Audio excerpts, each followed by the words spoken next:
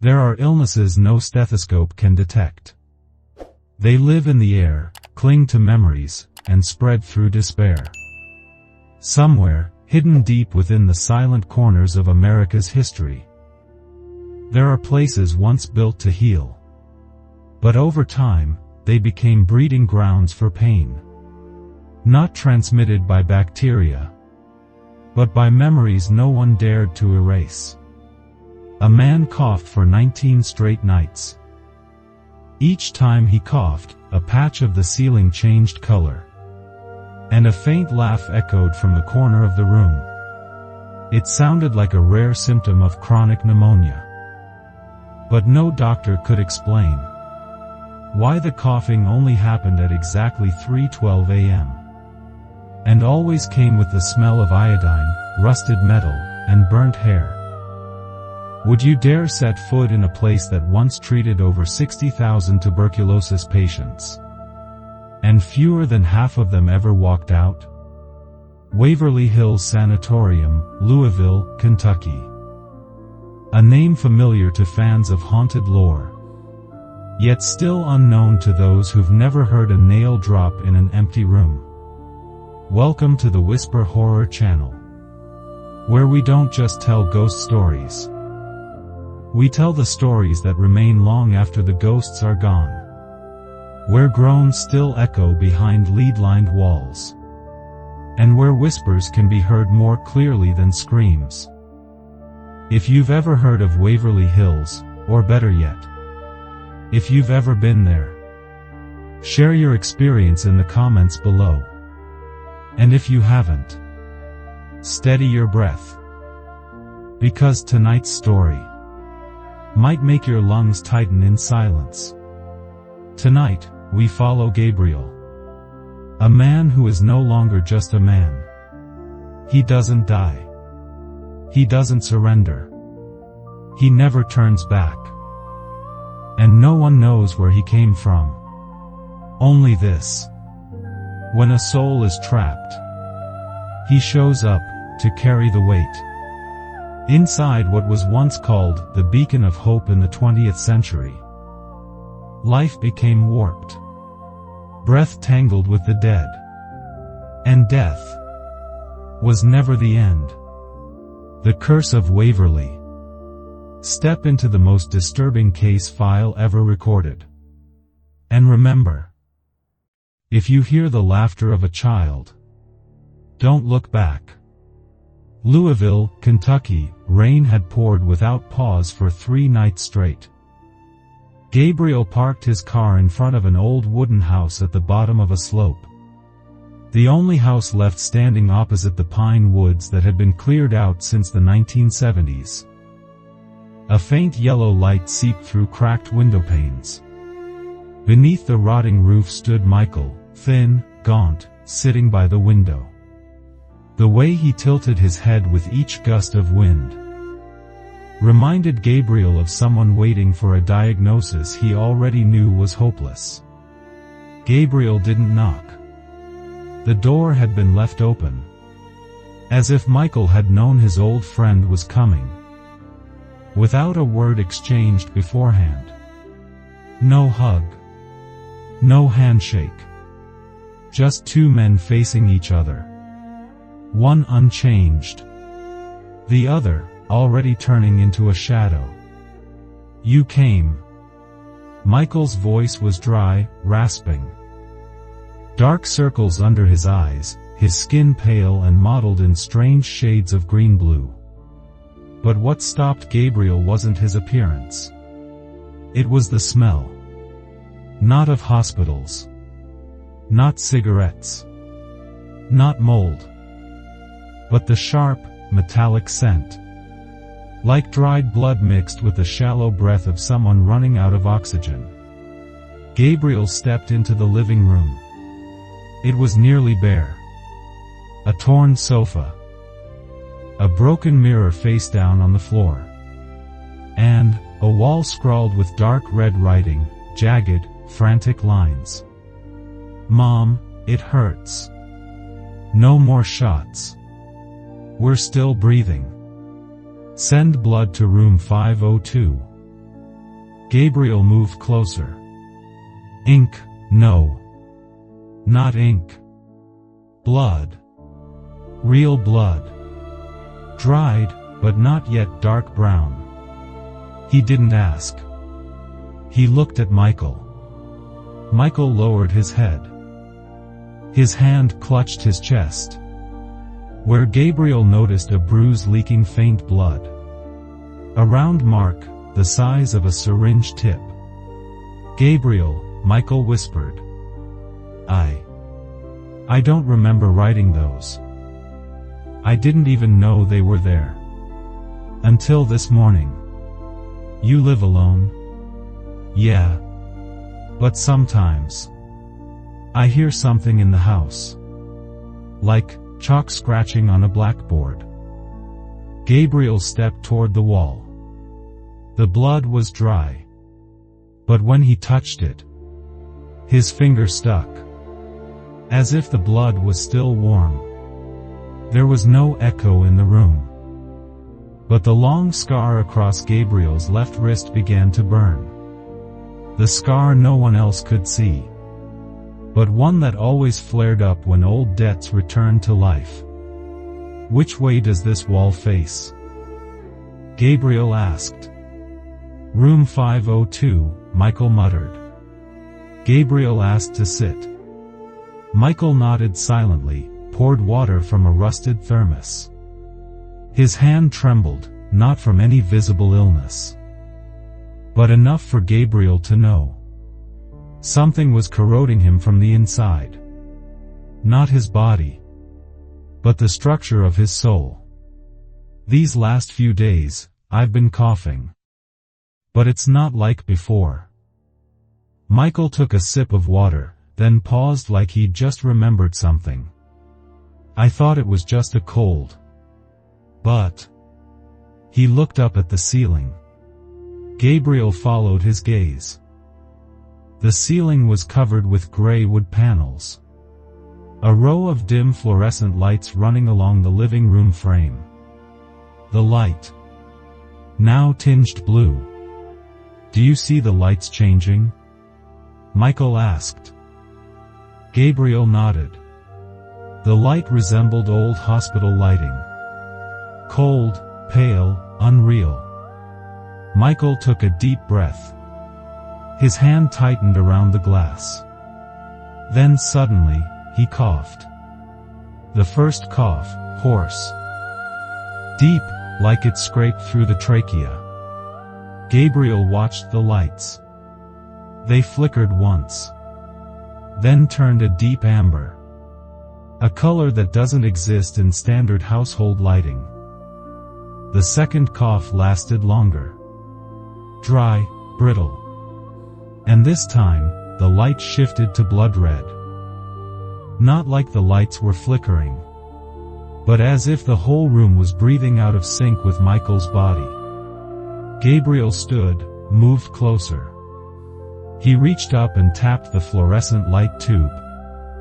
No electrical hum. No exposed wires. The light stayed on. But it felt like the illumination was reflecting the patient's state of mind. Michael staggered, collapsed onto the chair. One hand clutching his chest. The other gripping the armrest, trembling. When did this start? Gabriel asked. After I went to Waverly Hills, Michael said quietly. I didn't plan to go in. Just drove past. But I heard a voice. A child's voice. You understand? Like someone sobbing. I stopped the car. And then I don't remember anything. Gabriel placed a hand on Michael's forehead. No fever. But the skin beneath his collar was cold and damp. On his chest, Gabriel saw a faint halo, round. As if a beam of surgical light had pierced through fractured lungs. Another cough erupted. Long, violent.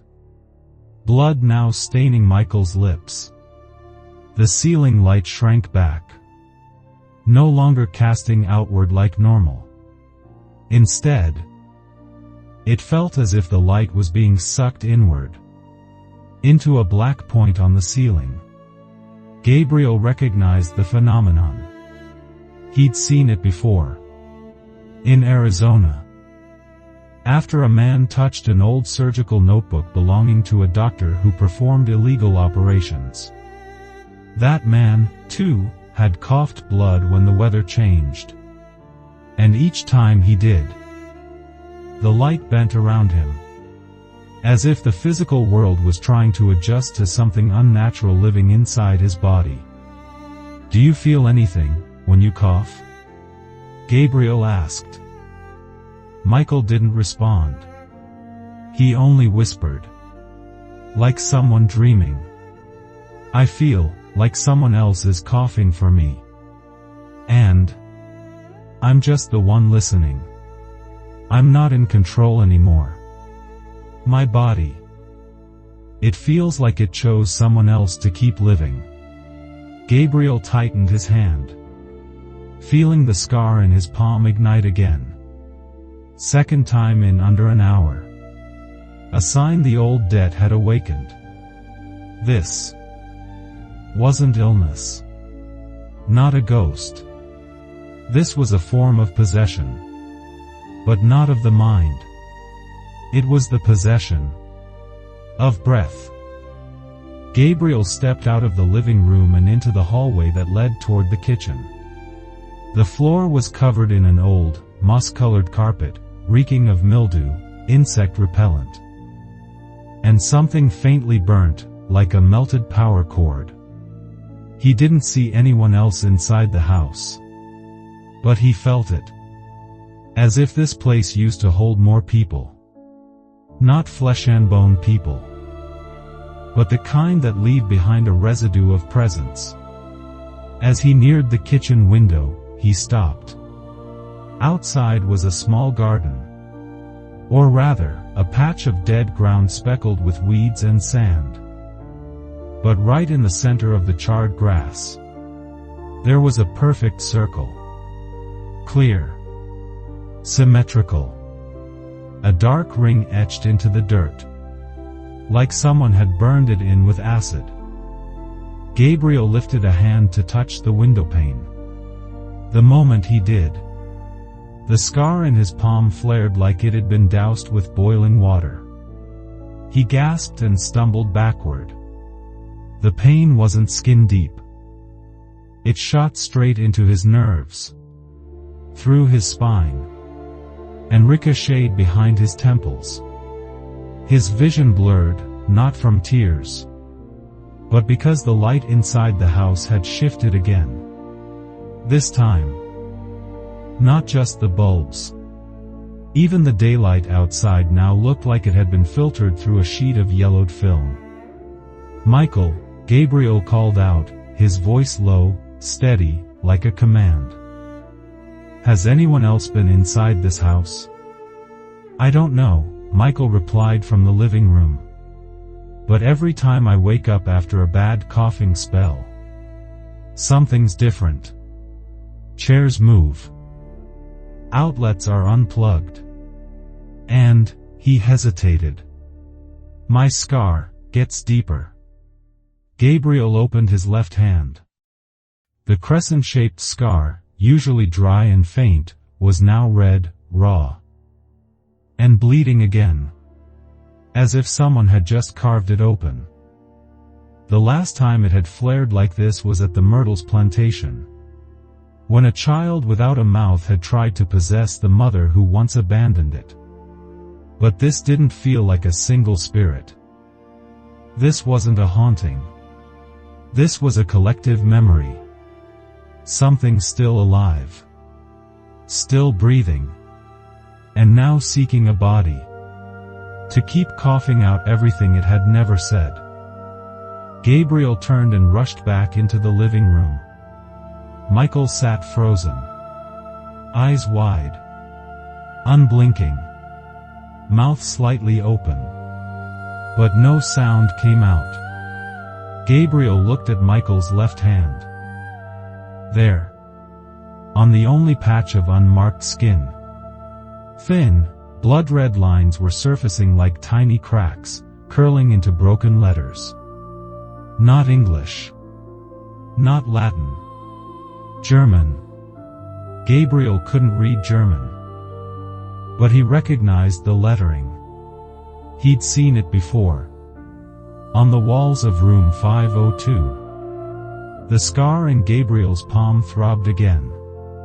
But this time, it wasn't a warning. It was a confirmation. What was infecting this place wasn't an illness, wasn't a ghost. It was a pathological memory, refusing to rot away. And Michael was simply the first shell it chose to breathe again. That afternoon, the wind stopped blowing. The air inside the house turned thick. Not hot, not cold, just heavy, like water you had to inhale. Gabriel no longer smelled blood. Instead, there was a faint scent of burnt beeswax and deep rot, like old wetwood sealed behind forgotten walls. Michael had fallen asleep on the sofa, beads of sweat dotting his forehead. His breathing, shallow, rapid, but not erratic. Gabriel draped a blanket over him, then silently backed away down the hallway, positioning himself beneath the ceiling. Same gray wood panels lined the roof. But something was off. Right in the center, there was a dark streak running across the ceiling, roughly the length of a full-grown adult, but positioned against the grain, as if something heavy had dragged itself across the surface. Or worse, had crawled the opposite direction of gravity. Gabriel took a step back. His heart skipped. Eyes wide. No movement in the air. Then, the dark streak moved. Not slid. Crawled. Slow. Fluid. Silent. Gabriel didn't scream. Didn't react. He simply stood still, as if trying to determine whether the thing had consciousness. From behind, Michael sat up with a jolt. "Someone is up there," he whispered, pointing toward the ceiling with a trembling finger. "Up there." Gabriel didn't respond. His eyes stayed locked on the dark shape inching across the ceiling. Each time it passed over a panel, a faint creak followed, like wood being compressed from inside. Then, a hand emerged. It reached down through the seam between two wooden panels. A human hand. But not one reaching down to the floor. It was clawing into the ceiling from above, as if someone were crawling against gravity.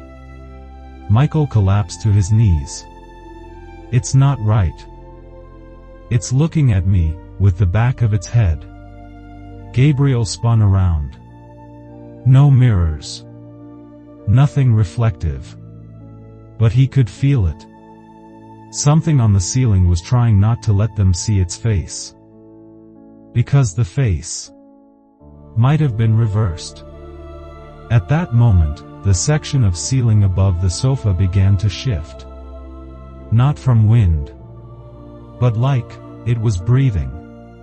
The wood panels bulged, contracted, then cracked at the seams.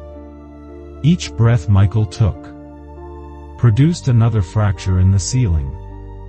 And when he coughed, those cracks spread like fractures on safety glass. Gabriel lunged forward, yanked Michael away from the spot. The ceiling didn't collapse, but from the seams, something began to drip. Dark. Viscous. A mixture of antiseptic and old serum. Michael muttered. I've seen it in my dreams. It crawled across the hospital ceiling. Every time someone was about to die, it showed up first. It had no head. But it knew exactly where it was going. Gabriel gripped Michael's hand. It's not a dream, he said. It shows up before you have the chance to dream about it. They didn't speak further. The room fell quiet again. But both men knew. The ceiling would continue to breathe. And if it was breathing, then whatever was behind that layer of wood was still alive. Living off the air of those who never got to say goodbye. Gabriel leaned against the wall, closed his eyes, as if checking his pulse. And the scar. Not long after, he drifted into sleep. And in his dream, he saw himself hanging upside down from the ceiling. His wrists were bound by blood-stained hospital bands. His eyes didn't look up. They looked down. A corridor. Long. Endless. Lightless. No bulbs. Only the silhouettes of patients. Walking backward. Black-eyed. Toothless. Breathing through bone. And at the end of the hallway, a door. It opened into room 502. Gabriel woke to the sound of his own teeth grinding. Michael was already sitting upright, staring at him without blinking. You dreamed of that room, didn't you? Michael asked. Gabriel didn't answer. Because if both of them had the same dream, then it wasn't a dream anymore. 2 a.m. Gabriel opened his eyes from a dream that had no sound. The darkness inside the house wasn't pitch black. It was a murky gray, like the color of infected lungs on an X-ray. The air felt frozen. No sound anywhere. Even his own breath. Gabriel had to hold a hand to his nose to make sure it was still there. He didn't know how long he'd been asleep. But when he looked toward the living room window, the thin curtain swayed slightly, as if someone was standing behind it. He got up, stepped into the hallway, and then he saw the light from the top floor. The one Michael claimed had always been locked and unused. A dim, flickering glow spilled down the staircase. Not yellow. Not white. But that same pale hospital green. Like the old fluorescent lights from World War II-era emergency rooms. Gabriel didn't rush. He reached into his coat and pulled out a large silver coin. Engraved with 3 letters, GTR. A relic he had used in Lithuania to measure metaphysical vibrations in sealed spaces. As he stepped onto the first stair, the metal buzzed softly in his palm. He kept going. The top floor had 3 doors. A storage room. An old, unused bathroom. And 1 door with a tarnished brass plaque. 502. Gabriel reached for the knob. Locked. But the light inside still flickered, leaking from the gap beneath the door. Shifting colors every 3 seconds. Now emerald green, like a sterilization chamber. Now deep red, like a medical alert beacon. He pressed his ear against the door. No voices. But something. Scratching. Like fingernails lightly scraping a steel bed frame. Then, a shadow passed by the gap beneath the door. Not walking. Floating. 2 feet hovered off the ground. A pair of worn white nurse's shoes. Then, the feet slowly turned. A head tilted downward. And eyes met Gabriel's through the crack. No pupils. Just 2 deep hollows. And the girl's head tilted again, unnaturally. 45 degrees to the right. The way her neck twisted. Gabriel felt like someone had snapped it. But the spirit hadn't left. She didn't move closer. Didn't speak. Just hung there. Watching. Gabriel stepped back. The light inside shut off. A sharp click. The door unlatched itself. No one inside. Only a rusty iron bed. A shattered injection tray. And a circular bloodstain on the floor, long dried. But still reeking of iron. Gabriel stepped in. A cold wind blew up from beneath the floorboards. Though no windows were open. He hadn't even taken a breath.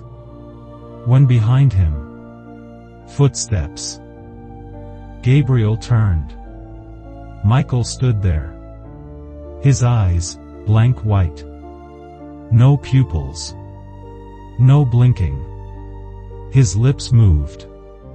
Uttering a sound not quite a whisper. But more like a ritual chant. Each word clear. Yet not in English. Gabriel stared. Michael kept repeating a phrase. Zurich, Zurich, nicht atmen, Zurich. German. It meant, go back, don't breathe, go back. Then he stopped. His hands clawed at his own neck. Chest heaving. As if someone had ripped the air from his lungs. His mouth opened. And a small shadow slithered out from between his lips. Crawling across the floor. And disappearing beneath the bed. Gabriel rushed forward. Catching Michael as he collapsed to the ground. His body, ice cold. Gabriel turned to look at the door behind them. It had shut itself again. Morning came to Michael's house without sunlight. Gabriel opened his eyes after a restless sleep on the wooden chair in the second-floor hallway. He wasn't sure if it was the window's position or something else entirely. But the light in this house always carried a washed-out gray tint. Like everything inside had been stained by a moldy memory. Michael was still asleep downstairs. Gabriel didn't go to him right away. He stepped into the old bathroom. The only room in the house with a mirror still intact. It was layered in dust. The metal frame rusted through. He wiped the surface with his sleeve. And saw his own reflection. Paler than usual. Sunken eyes. Dark circles. But that wasn't what made him freeze. For a brief moment. As his hand left the glass. Something moved in the reflection. He hadn't moved. But the image in the mirror tilted its head. Gabriel shifted his shoulder. The reflection followed. A fraction of a second late. He closed his eyes. Took a deep breath. Opened them. The image was still staring at him. Not with eyes. But with a blank, hollow presence. No pupils. No features. Just a face, scrubbed clean of identity. Gabriel stepped back. The reflection didn't follow. It stayed. And then, it tilted its head to the left. The same unnatural motion as the nurse from the night before. It wasn't Gabriel looking into a mirror anymore. It was the mirror. Looking back with something that once resembled Gabriel. He pulled a cloth from his pocket and covered the glass. Not to stop seeing, but to stop being seen. As he turned to leave the bathroom, a voice whispered behind his neck. A voice just above his ear. "You are my blood debt." The voice was his own, but younger. As if he'd just heard himself. At age 10. Speaking from a place long buried. Gabriel stopped cold. He had no memory of saying those words. But he knew, deeply, instinctively, that sentence had existed. In some memory he had been forced to forget. He stepped out of the bathroom. Michael was standing at the end of the hallway. His back turned, facing the window. Gabriel approached slowly. Michael didn't look back. He just spoke quietly. "There was someone in the mirror. I saw him behind me last night."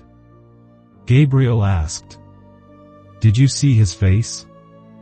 Michael shook his head. "No face. No voice. Just standing there, mouthing what I said." Gabriel didn't ask more. Instead, he turned and returned to room 502. Everything inside was unchanged. The iron bed. The faded bloodstain on the floor.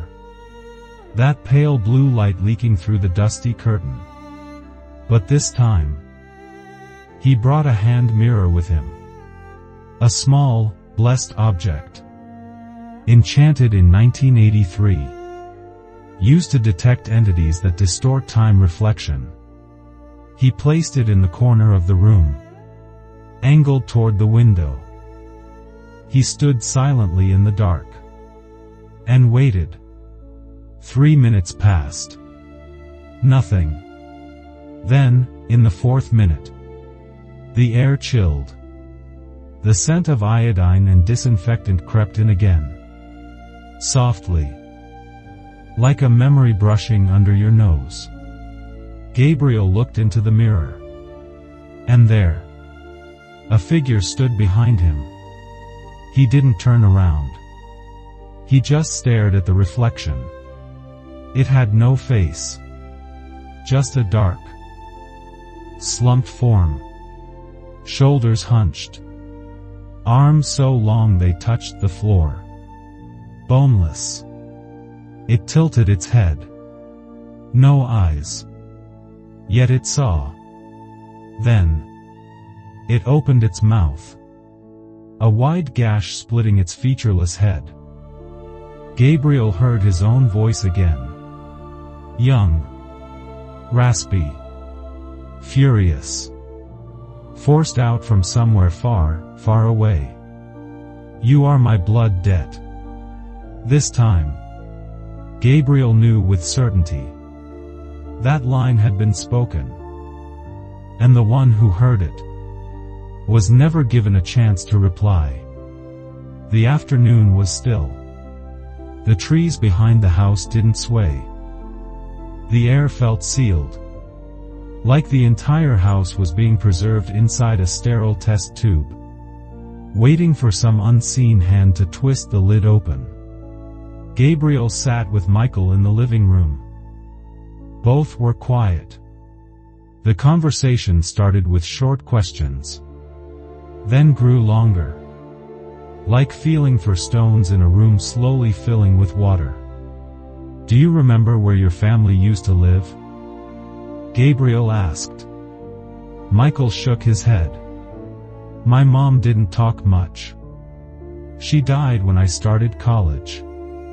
My dad barely said a word my whole childhood. They were both afraid of Waverly." Gabriel stayed silent. Then pulled from his coat a bundle wrapped in yellowed wax paper. A stack of old documents he'd retrieved from the Public Health Archives in Jefferson County. Inside were records of doctors who had once worked at Waverly Hills Sanatorium.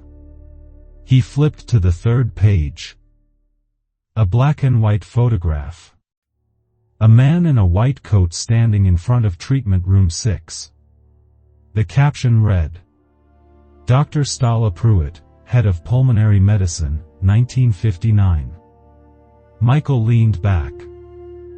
Eyes locked on the photo. I've never seen him before. But, why does he look so much like me? Gabriel didn't answer. He'd asked himself that same question the first day he arrived. Michael's face. His eyes, the shape of his nose. The curve at the edge of his mouth. Matched Prewitt's so closely that if you stood the two side by side, the only difference would be the color tone and the century. Do you know you're his grandson? Gabriel asked. Michael froze. Shook his head. No way. I've never heard anything about that. Gabriel placed the photo next to Michael's face, under the dim gold-gray light of the ceiling lamp. And in that instant, the room turned cold. Not metaphorically. The air actually changed color. From the far corner, an old radio, broken for years, crackled to life with a low, rusty voice. Metallic and strained. The last time I saw him was when he walked into room 502. Michael raised a hand to his forehead, as if something inside his skull was knocking. I've seen that room, but I've never been inside it. Gabriel didn't speak. He pulled out another photo. A group picture from 1959. 4 doctors. 3 nurses. 1 patient. All standing in the West Wing hallway on the 3rd floor. In the far left corner of the photo, a lone figure, slightly off from the group, head tilted, staring directly into the camera. Michael jumped to his feet. That's me. Gabriel nodded. Said nothing.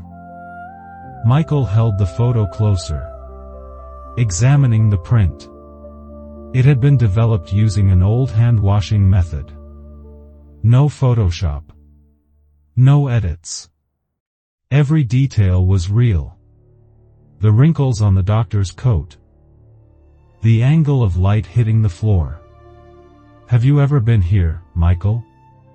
No. Has anyone in your family ever mentioned Waverly Hills? No. Gabriel collected the photos. But Michael couldn't take his eyes off them. His lips moved. I remember a dream. When I was little, I was walking down a narrow hallway. Low ceiling. Flickering lights. I heard someone coughing. Then someone grabbed my hand. Led me away.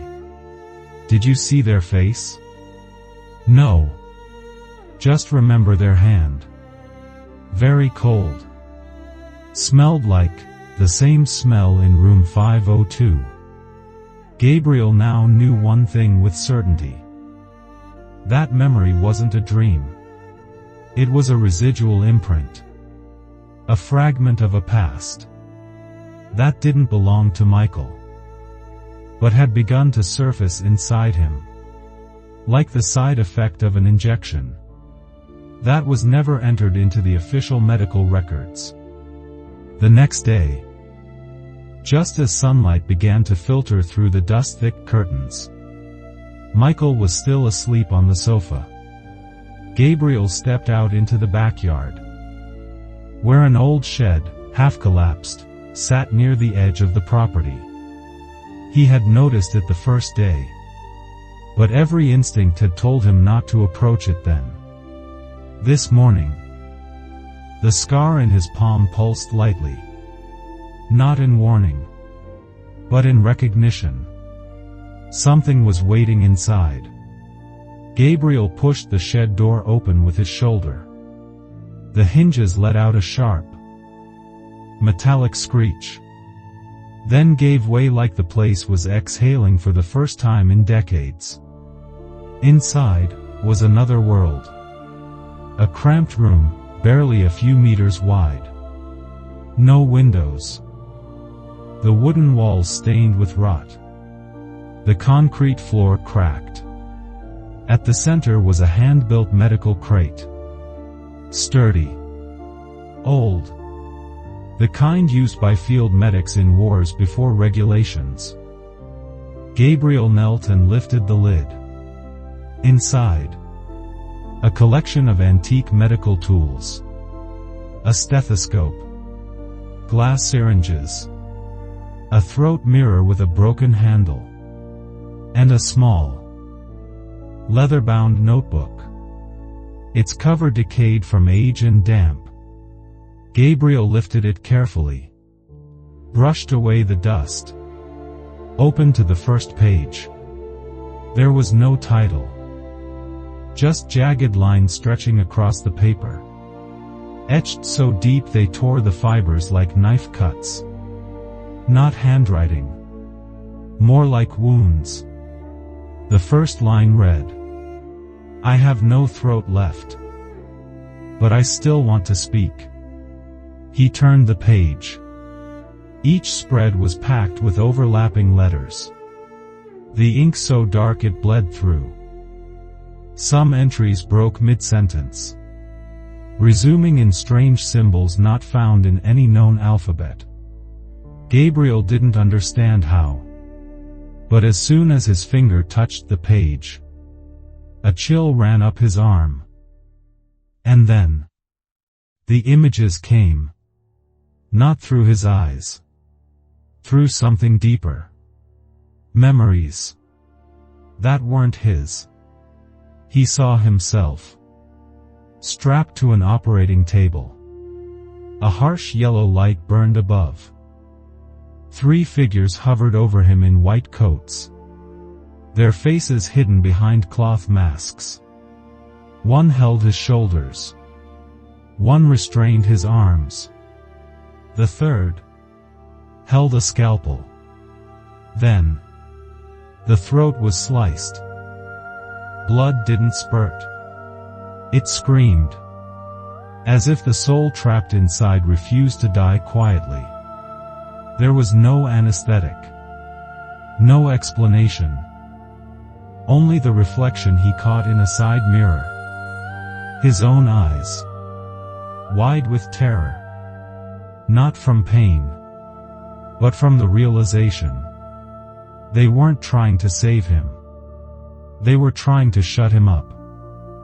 Gabriel gasped, dropping the notebook. His finger bled. The edge of the old page had turned sharp, brittle, like a razor blade. He caught his breath, hands shaking. Then opened to the final page. There was only one sentence, etched deeper than all the others. "I didn't want to die, but he wanted me silent forever." Gabriel flipped the book over. On the spine, a faint carving. SP 59. Stolla Prewitt. Year 1959. The notebook wasn't a journal. It was a confession. Abandoned. And somehow, it had found someone willing to listen. Gabriel closed the book and felt something small and quiet slip into his coat pocket. Like a thought that didn't ask permission, but had already taken root. Just beneath his heart. The house began to smell strange on the 5th day. Gabriel didn't notice it with his nose. He noticed it in his breath. The air no longer passed cleanly through his throat. It felt thicker, leaving behind a slick residue that clung to the inside of his neck. It wasn't dust. It wasn't moisture. It was something closer to the breath of someone just recently separated from their own life. He walked down the hallway toward the kitchen area. And then he saw them. On the wooden walls, small black patches. Not round. Not clustered. They branched like dried blood vessels. Meandering and tangled. Gabriel leaned in. The surface wasn't fuzzy like mold. It was smooth. Almost like human skin that had been scorched. He reached out with a gloved hand and touched it. It didn't peel. It didn't flake. But right then, the scar in his palm burned hot. At that same moment, a cough burst from the living room. Michael. Gabriel rushed in. Michael was curled up, coughing violently. Both hands gripping the edge of the sofa. Blood smeared the corner of his mouth. But not fresh red. It had turned dark, like bruised purple. The color of poisoned blood. On the floor beneath Michael, a black stain had spread. It climbed up the side of the couch. Spilled onto the ground. Like a liquid. But when Gabriel shined his flashlight on it, the light didn't bounce. It absorbed it completely. Michael gasped and coughed again. Another spasm. Then one more. Gabriel lifted his head carefully. What came out next was not phlegm. It was a short, twisted clump of grayish hair. Curled. Coiled like a cotton wad. Soaked in dark bile. Gabriel stepped back. Not in fear. In recognition. That hair was cut short in the exact style worn by nurses at Waverly Hills in the 1950s. Kept cropped for hygiene. Often fell out due to constant exposure to disinfectants. Michael coughed once more. This time, he threw up something milky white. It looked like fat. But floating inside were tiny fragments, like wax paper. Gabriel looked down at his own wrist. Black dots had started appearing on his shirt cuff. He yanked the sleeve up. The skin underneath wasn't moldy. But it was dotted with pin-sized marks. Needle points. Clusters. And then it clicked. Those black stains on the wall were not mold. They were biological echoes. Leftovers from unacknowledged deaths. Each one an unresolved spirit. A forgotten soul. Transformed into a different form of life. A wound that clings to the air itself. They didn't need bodies to survive. They only needed space to continue existing. And Michael, because his face so closely resembled Dr. Prewitt's, was being mistaken. Mistaken as the one who left those wounds behind. And so, they came for him. Through his breath. Gabriel gently wiped the blood from Michael's face. Laid him on his side so he wouldn't choke. Then turned to the black stain on the wall.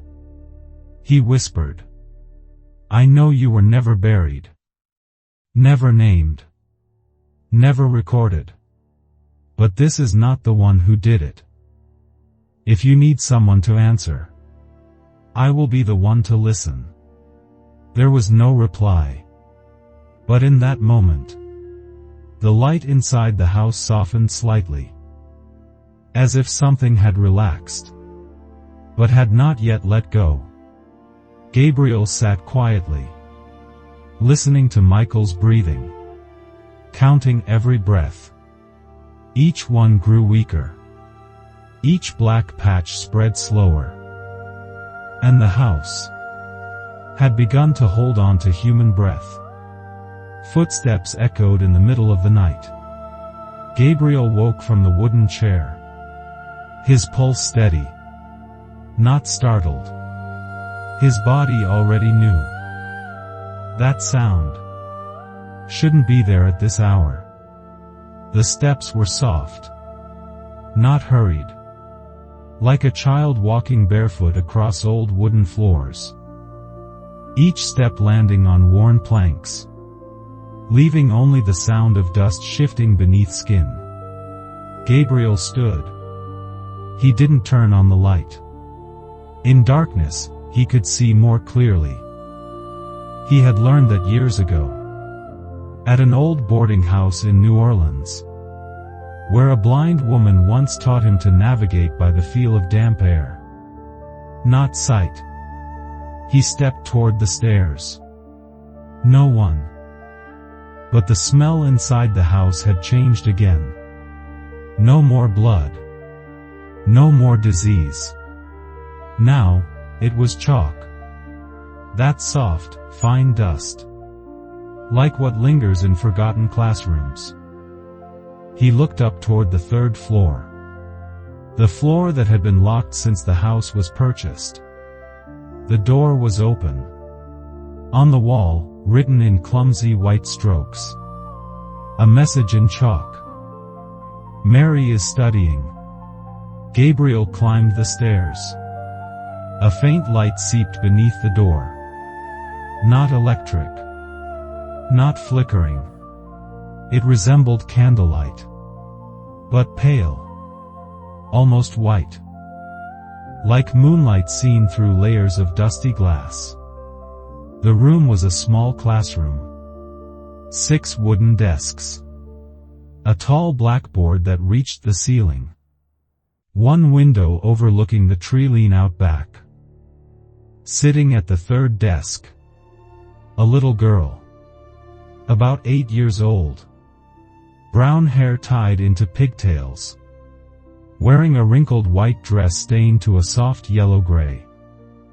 She was writing something on a piece of paper. When Gabriel stepped in, she looked up. She didn't smile. She didn't blink. You came. Her voice wasn't like a child's. It was dry. Like it had once screamed more than it had spoken. Gabriel nodded. He sat at the desk across from hers. What's your name? Mary. How long have you lived here? She lowered her head.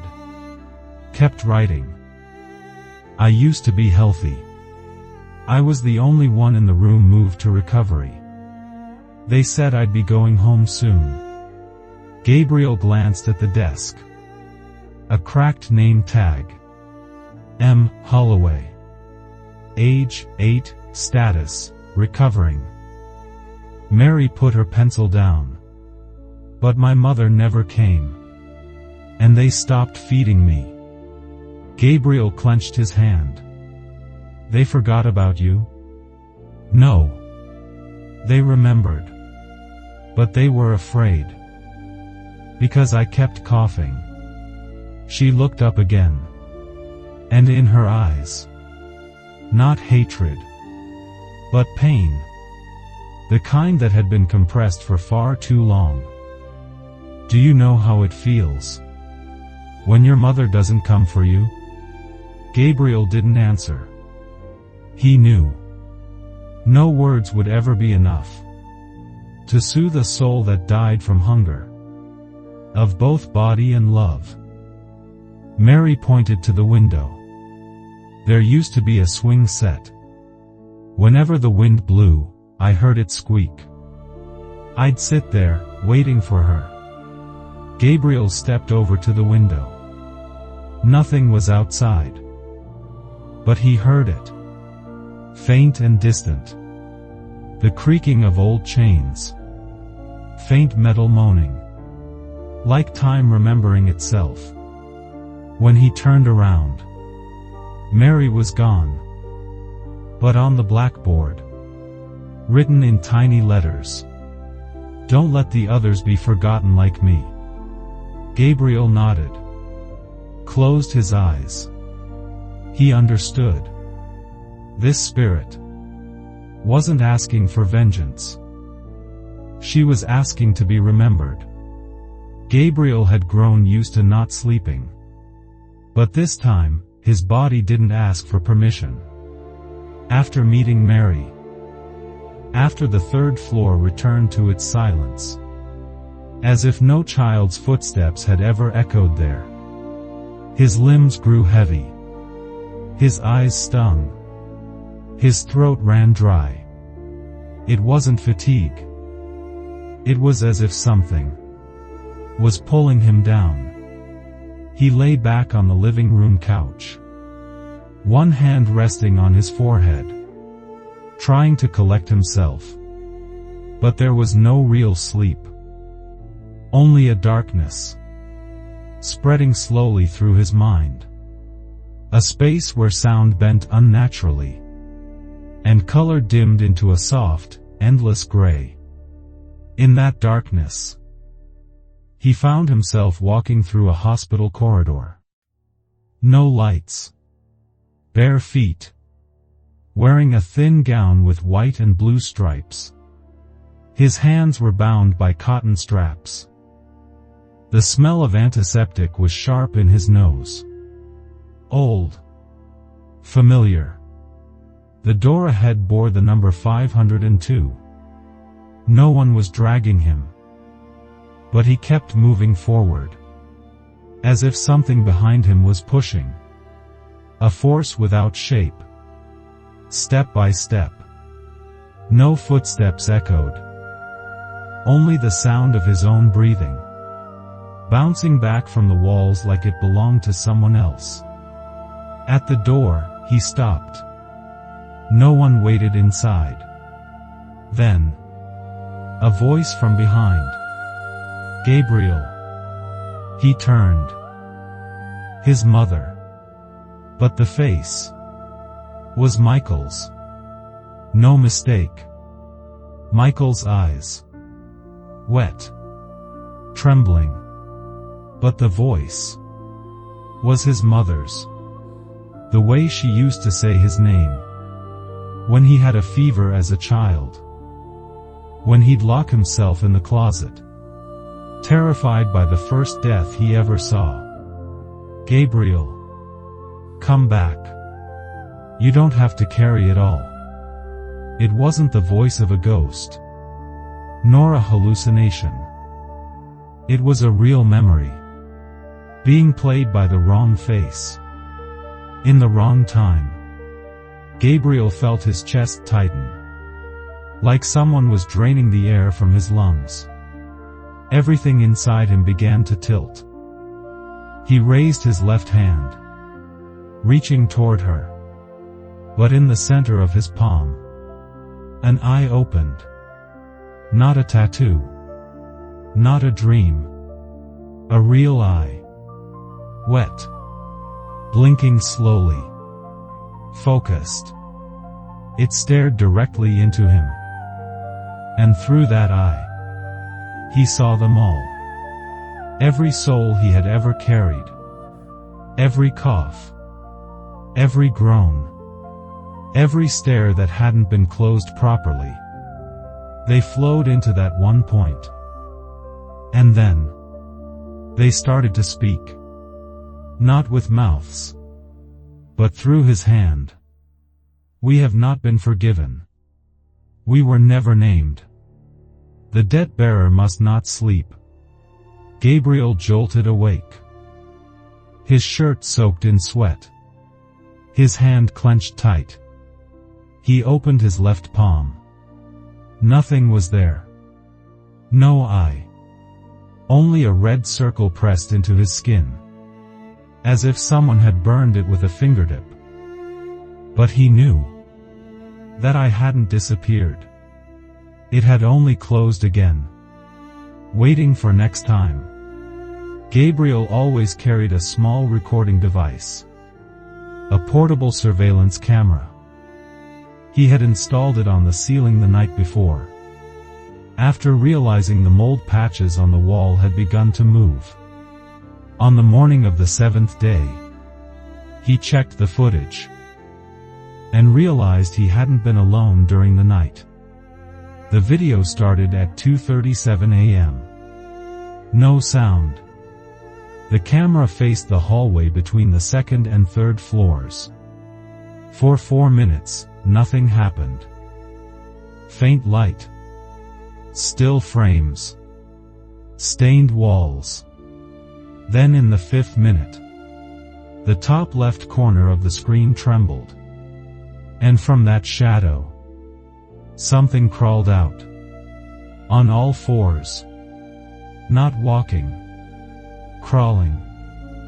No clear limbs. No head. No neck. Just a mass of flesh. Alive. Its joints bent in the wrong places. Like its body had no bones to hold it together. It slithered down from the ceiling. Across the wall. As if sniffing for a path. Gabriel paused the video. Rewound. Applied negative contrast. The creature's shape became clearer. A human torso. Full-sized. No face. No rear. No visible gender. Its back arched unnaturally. Like it had been crushed into a neonatal chamber. Skin torn in places. Deep stitch marks ran down the spine. Resembling surgical scars from old lung and heart operations. Gabriel touched the screen. Right at the frame where it slipped through the hallway and entered Michael's room. The video glitched for 2 seconds. Static distortion. Then resumed. The thing was gone. Gabriel rushed to Michael's room. Michael was asleep. But drenched in sweat. His pulse racing. Mouth open in a soft whimper. Hands clutching his chest. As if something inside was rising against his will. Gabriel shook him gently. Michael woke with a gasp. Eyes wide. Face pale. It crawled over me. His voice cracked. It went across my chest. Looking for a way in. I couldn't breathe. It didn't have eyes. But I knew it saw me. Gabriel helped him sit up. Placed a steadying hand on Michael's back. And froze. Beneath the fabric of Michael's shirt. A long red line ran down his spine. Fresh. Still wet with the smell of iron. Gabriel lifted the shirt carefully. The cut was clean. From the base of the neck to the lower back. Not deep enough to bleed. But too precise to be random. It wasn't a wound. It was a surgical line. No one had touched him during the night. No medical tools were inside this house. But Michael had awakened with a post-op scar. Gabriel stayed silent. Then slowly pulled up his own shirt. And touched his back. He couldn't see it. But his fingers found it. A fine thread. Cold to the touch. Fresh stitches. Exactly where Michael's were. The creeper didn't kill. It invaded.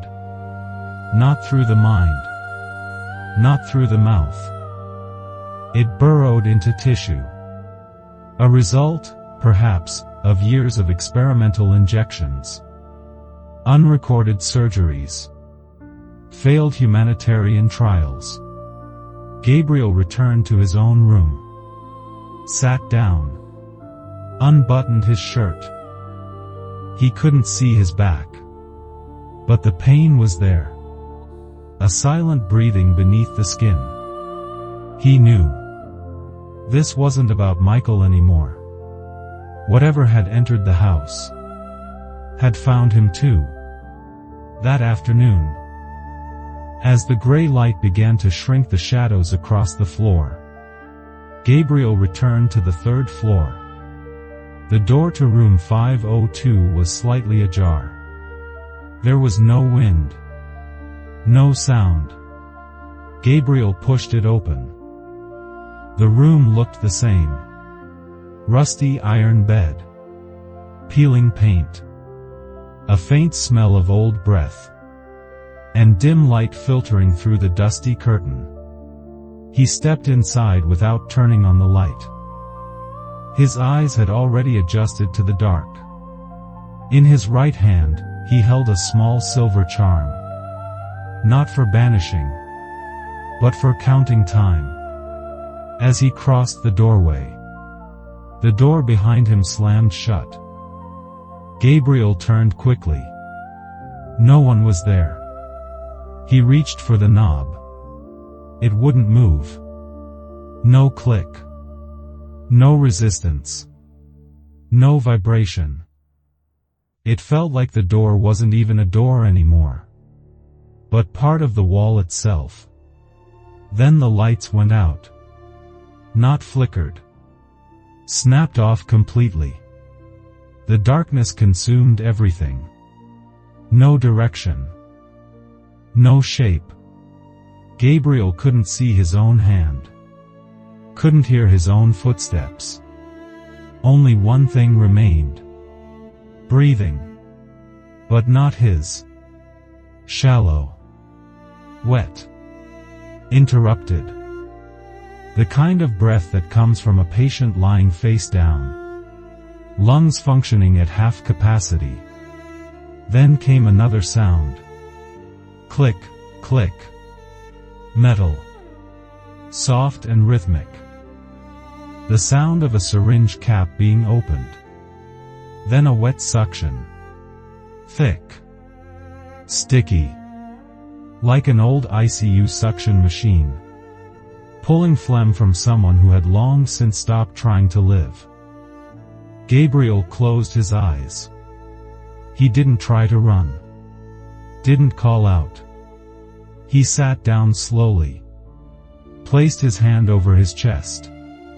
In that dark, his other senses activated. The air had thinned. His pulse had slowed. And in front of him, not by sight, but by feeling, someone was leaning close to his ear. A whisper followed. What's your name, date of death, next of kin? Not a question. A checklist. Like someone filling out paperwork for a body. About to be processed. Suddenly, the lights came on. Not the pale glow from before. Surgical lights. White. Harsh. Direct from the ceiling. Gabriel remained seated. But in his hand, there was now a sheet of paper. Old. Typed on a mechanical typewriter. The ink smudged. The paper yellowed. At the top, the title read, Certificate of Death, Waverly Hills Sanatorium. Name, Gabriel. No surname. Date of death, today. Cause, undetermined. Signed by, S.P. Gabriel folded the document. Placed it inside his coat. He didn't tear it. Didn't burn it. Because if this entity had already recognized him as part of the medical record, then death was no longer a threat. It had become a field to be reviewed. Ever since the door to room 502 reopened, Gabriel hadn't been himself. He still moved, still spoke, still breathed. But it felt like something else was guiding him from behind. Michael remained asleep. But that night, the house made no sound. No coughing. No whispering. Only silence. A silence so thick, it didn't feel like the absence of noise, but the presence of something pressing down on every corner of the space. Near midnight, Gabriel returned to the old patient room on the 3rd floor. The same room where he had first met Mary. It was dark. But in the center of the room, a man stood. No shadow. No sound. No sign that a door had ever opened. He wore a white coat. The hem was frayed. The sleeves stained with dried blood. In his left hand, he held a black leather notebook. His right hand was empty, but the fingers curled naturally inward, as if long used to holding a scalpel. Gabriel didn't speak. He knew who it was. Stolla Prewitt. Not a ghost. Not translucent. Not flickering. He was present. A biological outcome of hundreds of unresolved deaths. Gabriel took a step forward. Prewitt didn't move. Didn't speak. Just stared at him. The look in his eyes. Not rage, but the cold gaze of a doctor, facing a case beyond saving, yet still required to act. Gabriel spoke first. "How many people did you watch die here?" Prewitt didn't respond right away. He tilted his head slightly, as if listening to a voice rising from the floor below. Then he answered. His voice was dry, heavy, old, spoken like someone who had learned medicine in Latin before English. Sometimes, death was the only way to make the screaming stop. Gabriel stayed silent. Prewitt continued. "You're not the first to carry the weight, but you are the first to return." "I didn't come to save them," Gabriel replied. "I came to listen." Prewitt gave a slow nod. His mouth curved slightly. Not a smile. Not a threat. Just recognition. The way a doctor might nod at a terminal patient who finally stopped resisting the truth. He took one step back, then vanished. Not into smoke. Not into light. He simply folded into the shadow beneath his feet, like gravity had called him home. Gabriel turned back into the hallway. Footsteps echoed from the floor below. He hurried down the stairs. Michael was sitting upright in the kitchen, back straight, hands resting on the table. In front of him, a blank notebook. Gabriel called his name. Michael didn't answer. Instead, he began to speak, but not in his own voice. The tone was steady, dry, even. It was Prewitt's voice. Not possession. Not channeling. It was memory, waking up inside the blood of its own descendant. Female patient. Age 24. Final stage tuberculosis. Recommend immediate withdrawal of treatment to prevent contamination of recovery ward. Action taken, case closed. Cremation ordered for July 12th. Gabriel stepped forward, placed a hand on Michael's shoulder. The voice stopped, like the breath had been sucked backward into his throat. Michael lifted his head slowly. His eyes were cloudy. Then, tears began to fall. But not from pain. "I can hear him in my head." Gabriel gripped his shoulder. "I know. But he's not here anymore." Michael shook his head. "No. He never left." Neither of them said a word for the rest of that morning. Michael curled up on the chair, eyes closed, hands loosely holding the rosary his mother once wore. Gabriel sat in the room across the hall, silently wiping each object in his bag. A silver-edged round knife, a shard of mirror stained with ash, a splinter of wood taken from a child's coffin in Bellefontaine. These tools, they had once helped him anchor lost entities. But now, they felt meaningless. Because what they were facing was not a ghost, not a spirit. It was a biological transmission of abandoned memory. Gabriel formed a protective circle around Michael's bed. He used consecrated mineral powder, drawing a near-perfect ring. At each point of the circle, he placed a silver coin. At the center, he set a blood seal inscribed with the name of his former teacher, the one who had burned himself. To stop the spread of a spiritual wasteland in Charleston, back in 1997, he lit a juniper branch. Let the smoke rise slowly. The scent carried a curse in ancient Babylonian, a warning passed down through 5 generations of debt-bearers. For a moment, the air softened. Inside the circle, Michael's breath grew calm. But then, a strange burning smell filled the room. Gabriel looked down. The floor beneath the coins had begun to shift color. The mineral circle cracked. Thin lines spidered across it like boiling ceramic. From beneath the boards, dark strands slithered upward. Mold? No. These were spiritual fungal veins. Not roots. Not plants. They moved. Slow. Deliberate.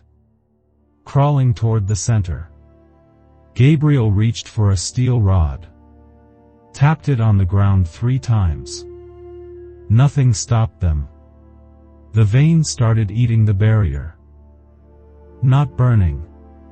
Dissolving. He stepped back, reaching into his emergency satchel for sacred salt. But the moment he opened it, his left eye blurred.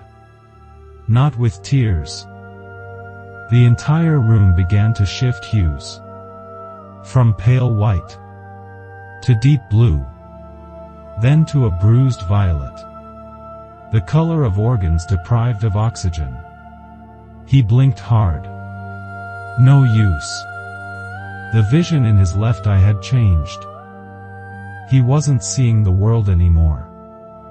He was seeing it through the eyes of the dying patients who had once gasped in this room. Everything pulsed. Everything breathed. Objects lost their solidity.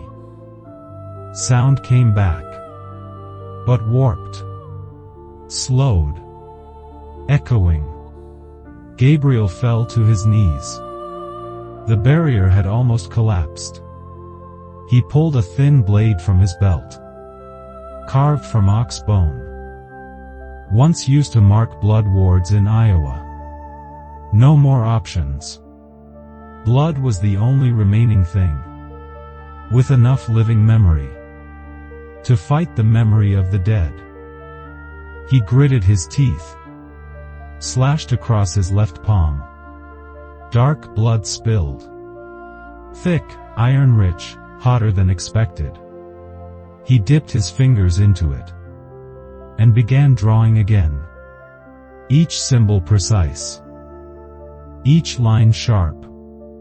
With every completed mark, the air screamed, not through wind, but through tension. The spirits were being dragged, not awakened, but caged. He finished the last curve of the blood seal. The mold recoiled. Not burned. Not vanished. But pulled back into the cracks beneath the house. Like water retreating into dry earth. Gabriel exhaled. His hand trembled. Fingers pale. A piece of his life had stayed behind with that seal. But Michael was still breathing. At least until nightfall. Rain fell through the night. No thunder. No wind. Just a steady, ceaseless drizzle. Like someone crying softly behind the curtain of time. Drops leaked through the damaged roof, landing one by one into an old metal basin on the floor. The sound repeated, steady and hollow. Like fluid ticking down the final seconds of a patient's life. Gabriel sat by the window. His left eye now saw everything tinted in pale violet. The bleeding had stopped. But the cut on his chest hadn't closed. And inside him, what burned wasn't just the wound, but the question. Were any of them ever truly forgiven? The shadow came just before dawn. It didn't step. It didn't rustle the air. Mary stood at the doorway. Same wrinkled white dress. Same tied pigtails. Eyes dark as obsidian, but softer than before. She looked at Gabriel for a long time. Then walked closer. "You know who I am now, don't you?" Gabriel nodded. He didn't speak. Words weren't needed in this space. "I'm not angry," she said. "But I still don't understand. Why no one ever said sorry." Her voice didn't shake. But there was a heaviness in it. Like someone who had waited too long. In a place without clocks. Gabriel lowered his head. "You're not the only one," he said. Mary nodded slowly. "There are many here. Each of us carrying a cough. A last word. A fear no one wanted to hear." Gabriel looked into her eyes. And in their reflection, he didn't see the man he was now, but the child he once had been. A boy who had waited by a window, hoping someone would remember to come back for him. "I forgive you," Mary whispered. Then she stepped back. "But I won't forgive him. I didn't die from illness. I died from being left hungry. I know he didn't forget me. He saw me. Every time he opened the supply cabinet on the 3rd floor. He saw me. And said nothing." Gabriel clenched his hand. Mary smiled. Not sad. Not vengeful. Just the simple smile of a child who had never heard an apology. If someone had said those words, maybe we'd be at peace. She faded. Not into dust. Not into mist. She simply stepped backward. And melted into the morning sky outside the window, where the rain kept falling. Gabriel stayed where he was. His left palm still warm. And for the first time since arriving at Waverly, he didn't feel alone inside that house. By noon that day, Michael could no longer stand on his own. Each step became a struggle against air itself. His throat was dry. His hands trembled. But his eyes gleamed with something strange. Not health, but awareness. Like he had seen something others were never meant to see. Gabriel understood. The signs were clear. The space around them. Temperature, pressure, even silence. Told him the spiritual infection had reached its peak. The living room was no longer just a room. Every brick, every fiber of wood beneath the floor, every particle of dust in the air, had become a conduit. Gabriel felt like he was standing inside a pair of lungs. Every breath magnified, pushing and pulling against time itself. He cleared the temporary altar, gathered the talismans, the ash, the name tags of those long dead, then opened a black-wrapped wooden box. Inside was a silver triple-ringed amulet, passed down from his teacher, an item used only once in his life, during the ritual of burden-bearing. This wasn't magic. It didn't grant power. It didn't drive away evil. It was simply a method of synchronizing pain. The one who performed it opened themselves completely, invited all surrounding suffering inward, held it in their blood, and absorbed it on behalf of another.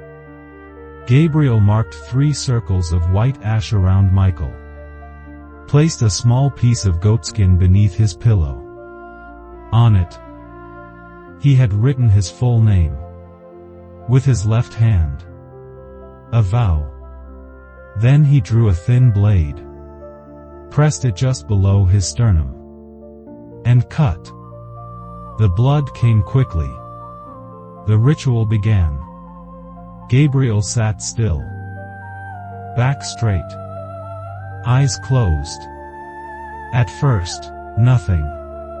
Only a cold creeping into his fingertips. Then a sound. Not a voice. A collection of breaths, from dozens of mouths, breathing together just behind his neck. Soft, sticky, dense. Then came the pain. Not physical, but memory. Gabriel saw himself on a hospital bed, not as the debt-bearer, as the patient, strapped down. A doctor wrote notes nearby. Behind him, coughing, like nails scratching down metal. Then the room changed. He was in a laundry room. Back aching, lungs tight. Someone stuffed a wet rag in his mouth. No one looked back. One of the nurses wore a tag, Mary. Another shift. A small treatment room. A child lay on the table. Gabriel, or something wearing his face, held a syringe. Hands trembling. Forehead drenched. But the needle still pierced the girl's skin. Gabriel shouted, "That's not me. I was never there." But the images didn't stop. They weren't waiting for his permission. Outside the ritual, Michael began convulsing. Blood foamed at the edges of his mouth. Inside, Gabriel felt every nerve twist, as if each terror, each memory, each buried name was trying to squeeze through a door that had just been forced open. He screamed. Everything went still. The smoke from the ash rose upward. The protective rings of salt faded. Wind slammed through the window, blowing out every candle. Gabriel collapsed, unconscious. When he awoke, night had fallen. Michael lay still. No vomiting, no shaking, but his skin had turned pale. Gabriel pressed a hand to his own chest. The cut was still open, but there was no more blood. He understood. The ritual had failed. Not because it was done wrong, but because the pain in that house belonged to too many. Gabriel had never used the forced exorcism ritual. In all his years bearing debt, he had always chosen negotiation, listening, transformation, even suffering. But that night, After the ritual of burden failed, he knew some spirits didn't want release. They weren't seeking justice. They didn't need apologies. They had been here too long. So long that pain had become their identity. Their presence had become a rite.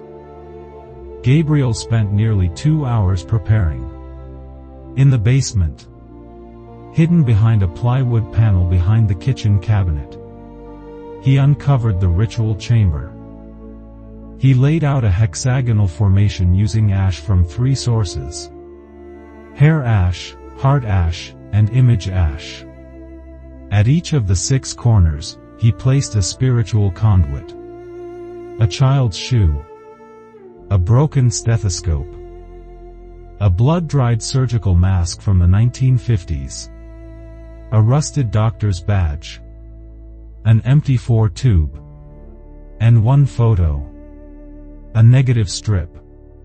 Gabriel stood in that photo, surrounded by the dead. In the center, he placed the triple silver ring, cracked from the failed burden ritual. Still humming faintly, Michael lay outside the circle, unconscious. Stable breath. The basement was sealed. No electricity. Only a single candle, burning from lamb tallow, as dictated by the old rite. No ambient light. No clock. Just breath and will. Gabriel sat in the middle, left hand on the ground, right hand holding the charm. He began to recite. Not in English. In Akkadian, the ancient tongue used by priests in Mesopotamian exorcisms. He hadn't learned it. His blood knew it.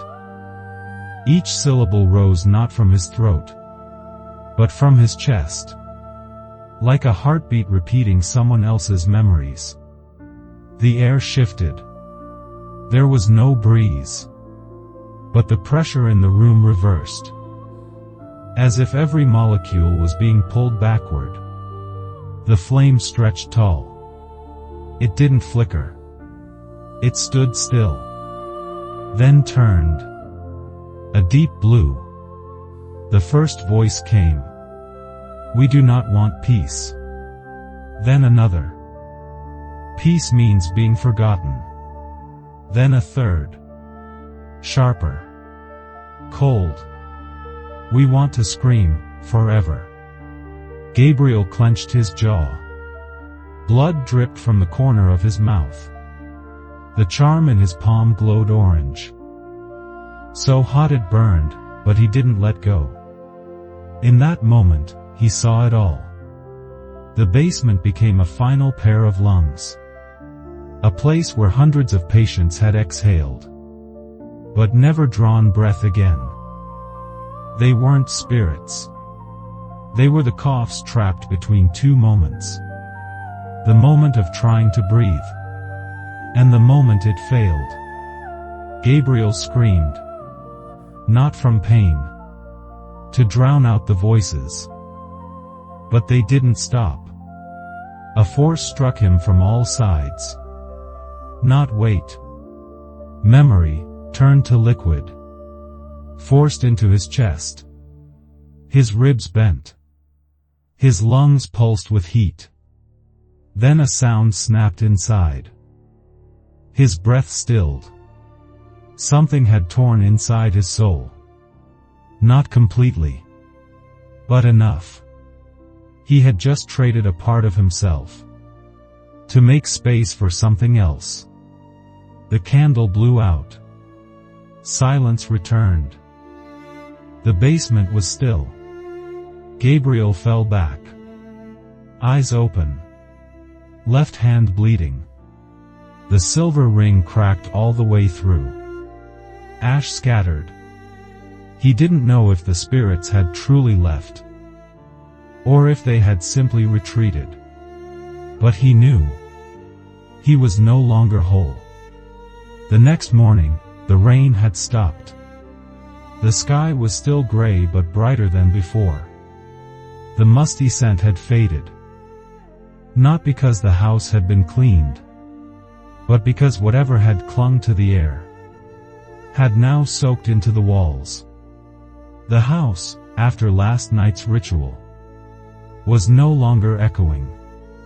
It felt like a shroud, freshly sewn shut. For now. Gabriel awoke on the chair.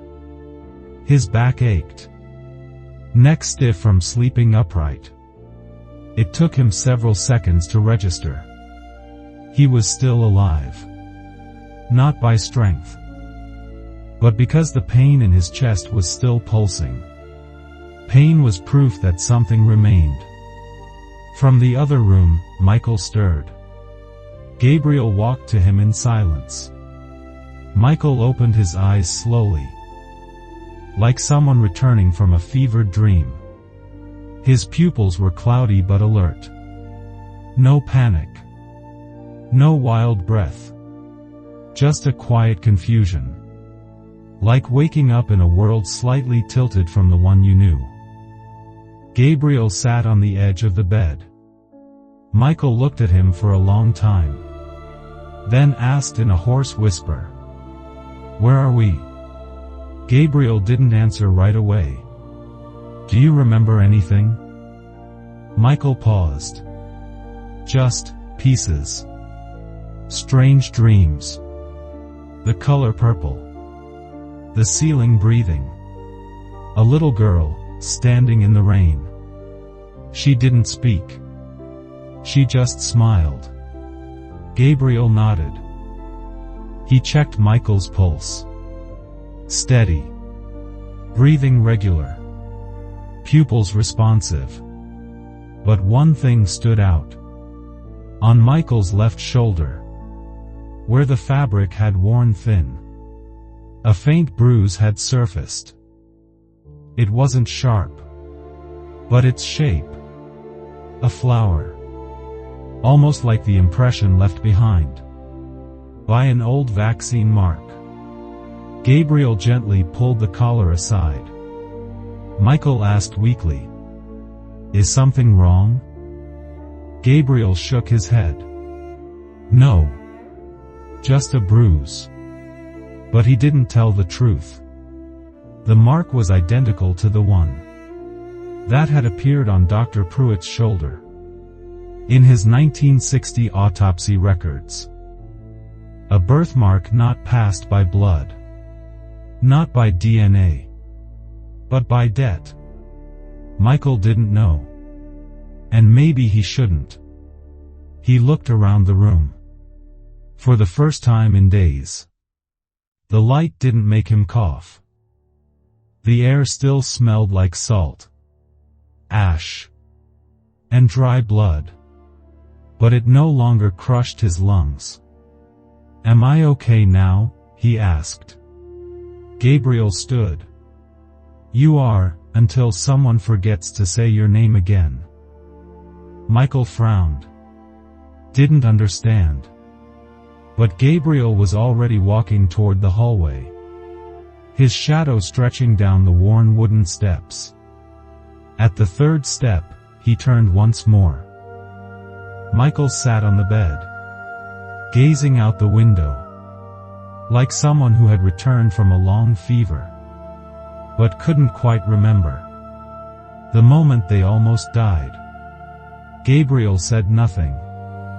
He kept walking, each step light, like his body no longer held any weight. The door behind him closed quietly. No wind. No hands. On Gabriel's cheek, a dry streak of blood had cracked from the corner of his left eye. Not fresh. Not painful. Just a reminder that whatever part of his soul had torn last night, it had left behind a scar. And he didn't wipe it away. Because some pain wasn't meant to be washed off. It was meant to be carried. We often believe that death is the end, that once the eyes close, all pain dissolves, all memories go silent, and the things left behind will quietly forgive us. But that's not always true. Some deaths are too quiet, so quiet that no one notices. Some souls never get to scream, never get named, never get remembered. And some places, like Waverly Hills, death isn't the final moment. It's just the door that lets pain keep breathing. Gabriel was never an exorcist. He didn't come to cleanse. He didn't come to destroy spirits. He wasn't there to shut a gate to hell. He was just a man, carrying a fraction of someone else's guilt. A debt bearer. What he carried wasn't holy water or ancient relics. He carried something more dangerous. The ability to listen to what everyone else ignored. The ability to feel the presence of souls who never shouted, but only coughed. Faint, persistent, but loud enough to crack time itself. Michael survived. But survival doesn't mean salvation. On his shoulder, the bruise remains. It doesn't hurt. It doesn't fade.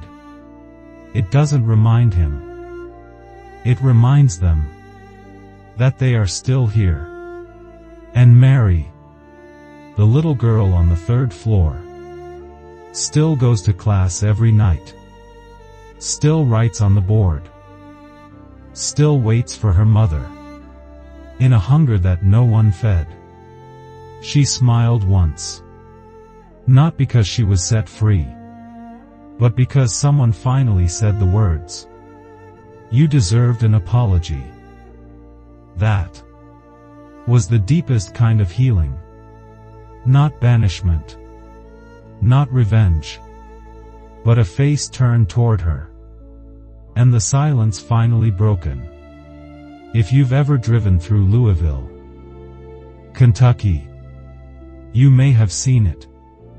That building on the hill. Black windows like empty sockets, and doors that never open from the outside. Maybe you stood on the old stone steps, looked up at the 3rd floor, and felt something looking back. Or maybe you coughed, just once, while driving past. If that ever happened, tell us your story. Because maybe, in your last breath, there's a word you haven't said yet. Thank you for staying with us on Whisper Horror Channel.